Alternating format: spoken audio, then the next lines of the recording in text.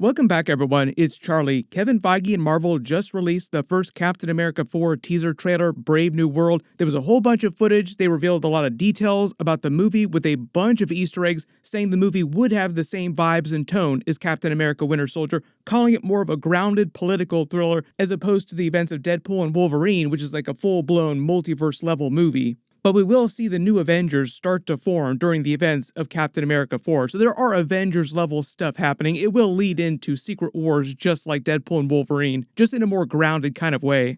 We'll break it all down. If you're brand new to the channel, be sure to subscribe to get all the videos. There's a bunch of big stuff coming up. I just did a big video for the Deadpool and Wolverine CinemaCon trailer, so I'll link that at the end of this too, because it was crazy. One of the other big differences with Captain America 4, Kevin Feige didn't say anything about them releasing a crazy lewd popcorn bucket like they will for Deadpool and Wolverine. I love the popcorn buckets that are taking over the world. I really do. I love when a popcorn bucket can capture the zeitgeist and go viral. I think I'll be okay with that, but it was funny to hear Kevin Feige go on about how big a fan he was of these crazy popcorn buckets. Anthony Mackie did say that the movie would inform the direction of the future of all Marvel movies, but it wasn't totally clear what he meant by that or if he's just hyping the movie up, because Anthony Mackie, if you've never heard him talk about stuff, he hypes everything up big time. He also made fun of Tom Holland for telling him back in the day that he would never get his own movie. I'll talk about that at the end of the video too, because he went on specifically about that for a little while. But the new Captain America 4 footage started with an action scene at the White House. This is meant to be a time jump after the end of Secret Invasion. The Captain America theme music plays as Anthony Mackie's Captain America enters the Oval Office in his new blue suit revealed a little while ago. We see it during some of this footage here. It's meant to be a cross between Captain America's blue stealth suit from the Winter Soldier and his last white wingsuit upgrade. He greets Harrison Ford's Thunderbolt Ross, who's been elected President of the United States. The footage also answered a lot of questions about how this went down, too. We knew it was going to happen, but there were a lot of questions about how they were going to explain it. Sam Wilson tells him he looks different, and Thunderbolt Ross touches his face, saying that his aides told him that he would have lost the election if he didn't shave the mustache off, and he also says he's trying to quit smoking and gets handed a red lollipop. This is meant to be his version of the Iron Man 2 Don Cheadle Rhodey introduction scene. Hey, buddy. Didn't expect to see you here. Look, it's me. I'm here. Deal with it. Let's move on. I Drop it. If you remember, many years ago, famously at the time, the role of Rhodey had been previously played by Terrence Howard in Iron Man 1, then recast with Don Cheadle for Iron Man 2. They had that very quick scene at the beginning of the movie acknowledging that the actor looked different, like they had recast him, then brushed past it and never referenced the change ever again. So in Captain America 4, at the very beginning of the movie, they do the same thing with Harrison Ford's Thunderbolt Ross, like, oh, you're a different actor, and then just never reference it ever again. Now, the reason why they recast Thunderbolt Ross is very different from the reason why they recast the Rhodey character. If you didn't realize, a couple years ago, William Hurt passed away after a battle with cancer.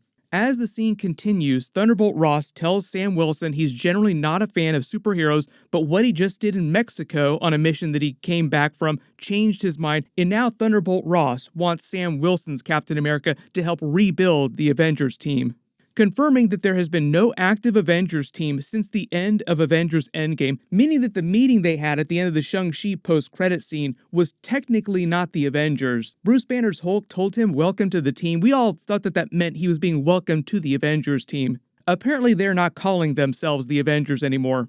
But it's an example of how there are still members of the core Avengers team that are still alive and doing things, but everyone's kind of been off doing their own thing in their own movies, like Thor in Love and Thunder, Hulk in the Shang-Chi movie, then She-Hulk. Scarlet Witch's body was destroyed in Doctor Strange Multiverse of Madness. Her consciousness is stuck in an alternate dimension right now, in White Vision still processing his original memories that were unlocked during the WandaVision series. Also, we've seen in the past that Thunderbolt Ross has been willing to work with superheroes like the Avengers, even though he's talking to Skrull Rhodey here during Avengers Infinity War without realizing it.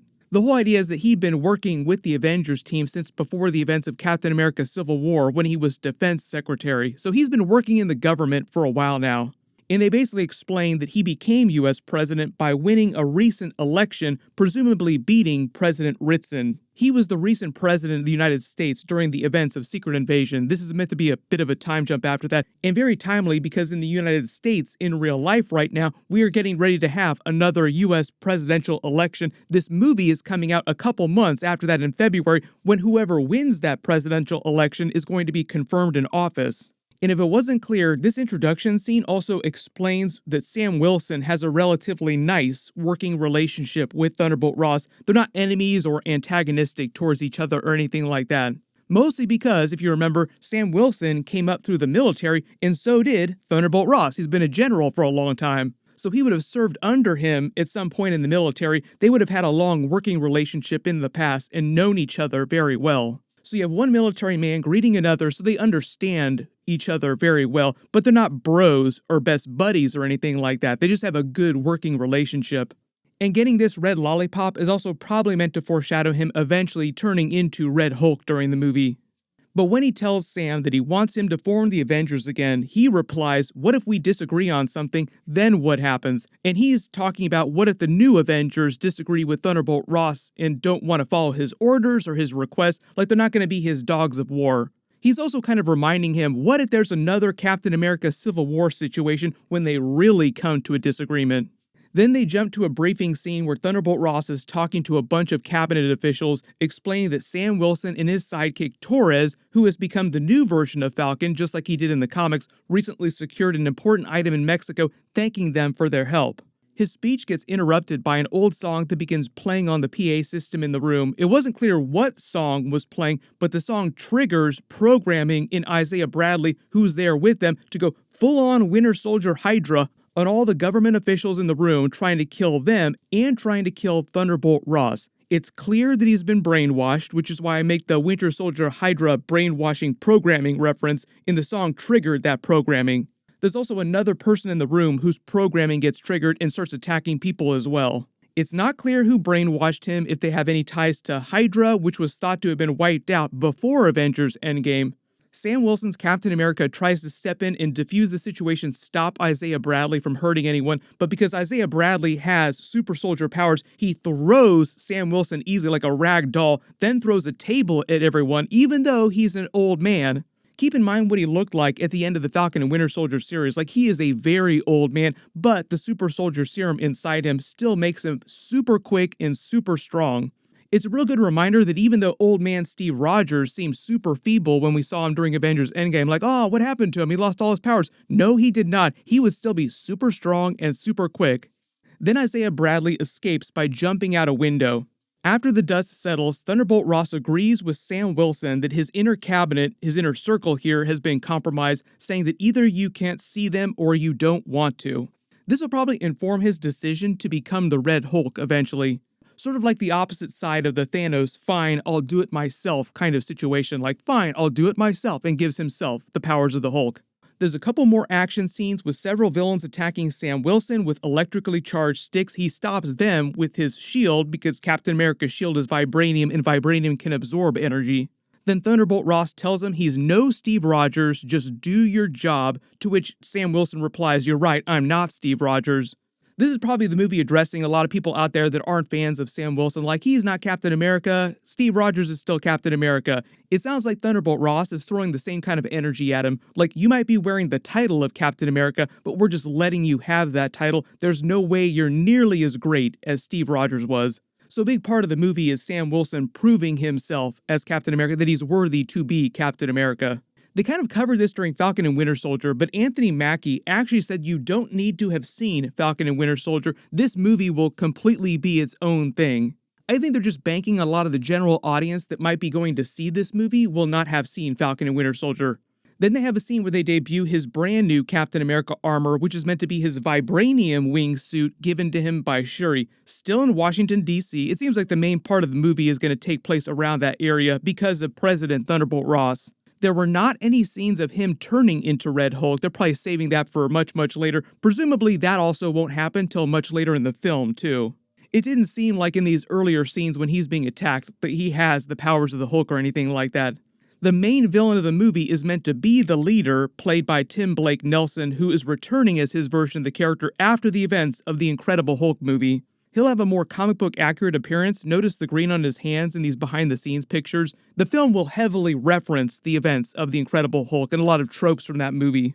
What'll probably wind up happening though with the new Avengers is that by the end of the film, maybe there's a post-credit scene or some moment at the end of the film where he starts going around actually putting together that new Avengers team. But I don't think the actual team itself will debut together till like a future movie. This is also meant to flow into the events of the Thunderbolts movie, even though the Thunderbolts themselves aren't named the Thunderbolts for Thunderbolt Ross, even though it seems like they would have gone with that twist.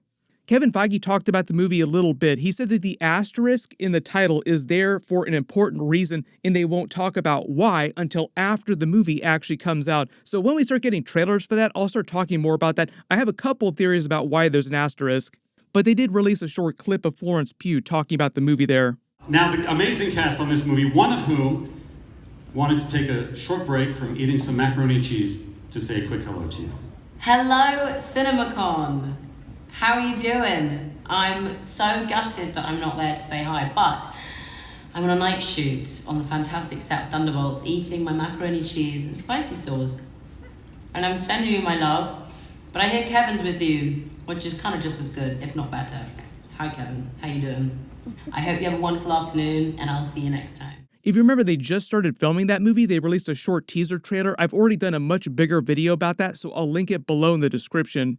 The whole joke between Anthony Mackie and Tom Holland started back during the events of Avengers Infinity War. At a convention, he joked that Anthony Mackie would never get his own Falcon movie. You haven't seen Spider-Man Homecoming?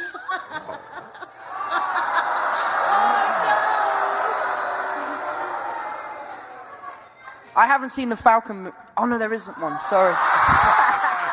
To which, now Anthony Mackie is saying, haha, I finally got my own movie.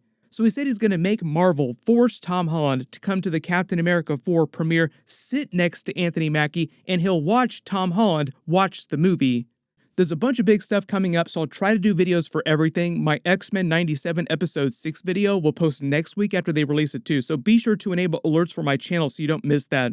Everybody click here for all that Deadpool and Wolverine CinemaCon footage with so many Easter eggs, so many WTF moments. And click here for all my X-Men 97 episodes. Thank you so much for watching, and I'll see you guys in the next one.